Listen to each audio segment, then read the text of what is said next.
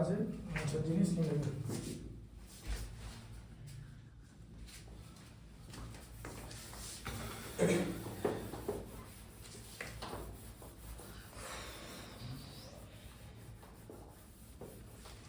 Question পরীক্ষা দেখলে fail আরে ওই তো অবস্থা খারাপ হয়ে গেছে কি যেটা করতে পারলে ওই ধরবে না হ্যাঁ পারবো না ব্যাস না ওই 5 নম্বর করে দিচ্ছি 5 নম্বরটা বই থেকে নিয়ে করো ওটা মোছো কিরকম জিনিস ছিল জানো তো দাদা দেখে দিচ্ছি কিরকম জিনিস ছিল ঠিক আছে একটু দাঁড়া ওয়েট করো ভালো অঙ্কটা আমি এই 5 নম্বর করে নিচ্ছি দিয়ে করিও এটা তো আবার লিখতে হবে তো খাতাতে ঠিক আছে আবার পেজ খুঁজে ওটা ছেড়ে দাও ছেড়ে ঠিক আছে এটা 1000 ছিল লিখে দিচ্ছি আমি এটা 1000 আছে আচ্ছা ঠিক আছে কাজ করো মুছে দাও 5 নম্বরটা করো বলো কতটা ছিল 3 3 হ্যাঁ কোনটা CP equals to 3 এর 1 না 3 3 3 তে কি 3.1 2 এর 3 একটা আচ্ছা সেটা বলো 2 এর 3 এরটা তুমি 3 বলছো কেন তাহলে এই যে 2 এর 3 তো এটা তো হ্যাঁ হ্যাঁ বলো CB equal to 1 to 0 1 2 0 12,000 তাই তো তারপরে বল তুমি ম্যাথটা করো না কথা না বলে পারলে পারো না ওখানে কি বসো বলো হ্যাঁ তুমি আমাকে চ্যালেঞ্জ করছো CB আসতে হ্যাঁ SP equals to SB equal to কত হচ্ছে 1 to 8 0 1 to 8 2 আচ্ছা দাঁড়াও 1 to 8 0 তাই তো আচ্ছা এবার দেখো তাহলে এসপি টা বড় তো সিপি থেকে আচ্ছা তাহলে প্রফিট হয়েছে তো হ্যাঁ মাইনাস তাহলে প্রফিট কি হবে এসপি থেকে সিপি মাইনাস যাবে তাই তো তাহলে কত হলো 800 রুপিস গুলো সব লিখবে কিন্তু ঠিক আছে আমি লিখছি না হ্যাঁ 800 গুলো লিখবে রুপিস গুলো লিখবে ঠিক আছে এবার পার্সেন্টেজ অফ প্রফিট কত হবে পার্সেন্টেজ অফ প্রফিট কি করে বার করবে যেটা প্রফিট হয়েছে মানে profit by cost price into 100 ব্র্যাকেটে পার্সেন্টেজ থাকবে ঠিক আছে তাহলে প্রফিট কত 800 কস্ট প্রাইস কত 12000 ইনটু 100 ঠিক আছে এবার দেখো দুটো জিরো কেটে গেল ঠিক আছে বুঝতে পারলে আর এখানে তোমার এটা কেটে গেল ঠিক আছে তাহলে তোমার কত হচ্ছে 80/12 হচ্ছে 80/12 5 দিয়ে 2 দিয়ে ডিভাইড করলে কত হবে 40/6 আবার 2 দিয়ে ডিভাইড করো 20/3 তার মানে 6 হোল 2/3% ঠিক আছে বোঝা গেল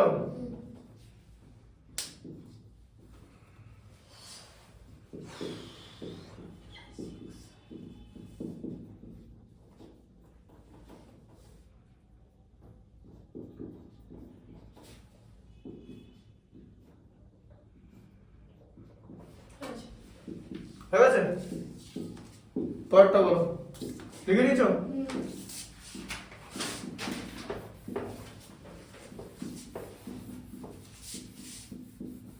টু এর কতটা এবারে আচ্ছা 2 এর 4 এরটা বলো CP equals to বলো CP equal to 1800 1800 SP equals to 1611 1611 1611 আচ্ছা তাহলে সেলিং প্রাইস কম তো লস হয়েছে তো কি হয়ে যাবে কস্ট প্রাইস থেকে সেলিং প্রাইস মাইনাস হয়ে যাবে তাহলে 1800 মাইনাস 1611 কত হচ্ছে 189 ঠিক আছে আচ্ছা পার্সেন্টেজ অফ লস কত তাহলে পার্সেন্টেজ অফ লস কত হলো যে লসটা হবে মানে যে লসটা হলো সেটা কস্ট প্রাইসের উপর লস হচ্ছে 1800 ঠিক আছে বুঝতে পারলে ইনটু 100 ঠিক আছে পার্সেন্টেজ দুটো জিরো কেটে গেল তাহলে 189 ডিভাইডেড বাই 18 ঠিক আছে বুঝতে পারলে এত পার্সেন্ট ঠিক আছে কি করবে 3 দিয়ে ডিভাইড করলে হচ্ছে দেখো এখানে কি করবে দেখো না তুমি 9 দিয়ে করতে পারো 9 দিয়ে ডিভাইড করলে হচ্ছে 21 9 দিয়ে ডিভাইড করলে 2 তার মানে 21/2%, তার মানে কি 10 হোল 1/2% এত লস, বা 10.5%, 10.5 এত পার্সেন্ট। বোঝা গেল? করো না, করে নিছো? আচ্ছা পরটা বলো।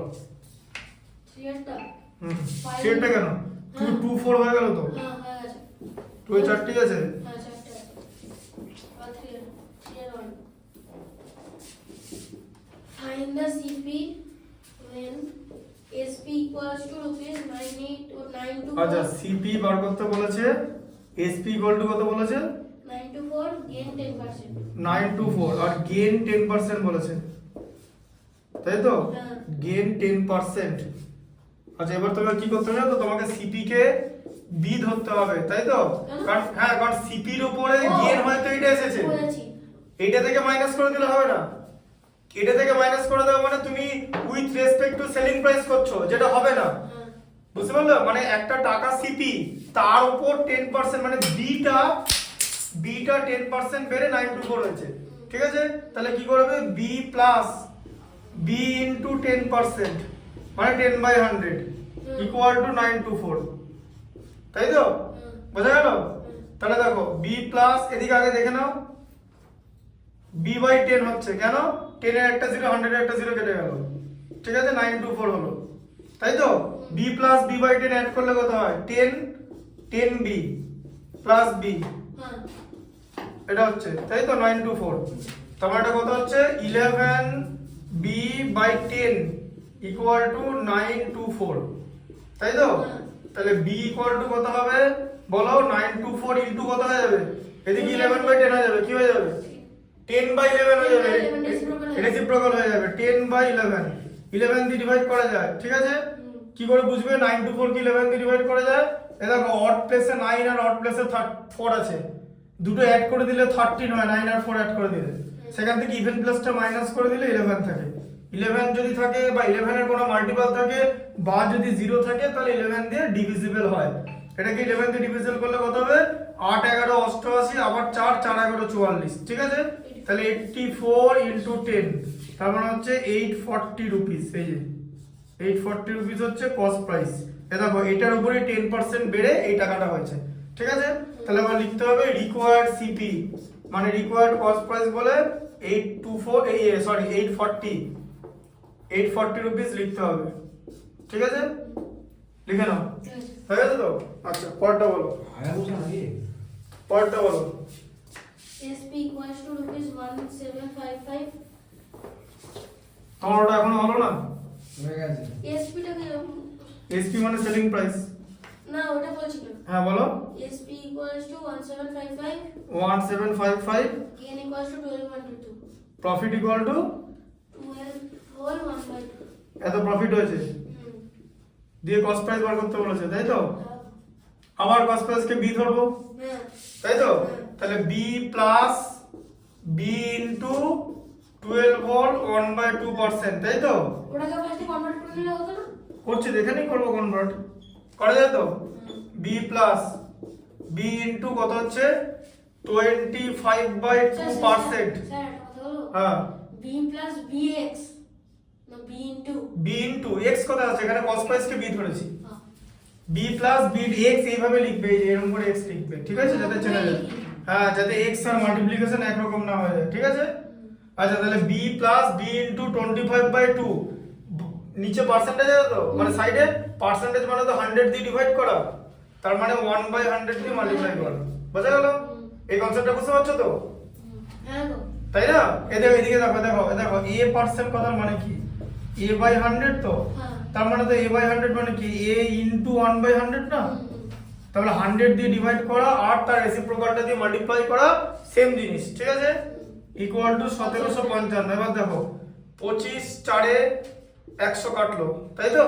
তাহলে এখানে কি হলো বলো, b প্লাস b বাই 8 হলো, নিচে তো 8 আছে, 2 ইনটু 4 8, হ্যাঁ b এখানে তো 1 হয়ে গেল, b ইনটু 1 তো b, ঠিক আছে? ইকুয়াল টু এটা, আচ্ছা তাহলে b প্লাস 8b, তা b বাই 8, তাহলে 8 হচ্ছে এলসিএম, 8 এর মধ্যে কত হচ্ছে b 8 টাইমস মানে 8b plus b equal to 1755, তাই তো?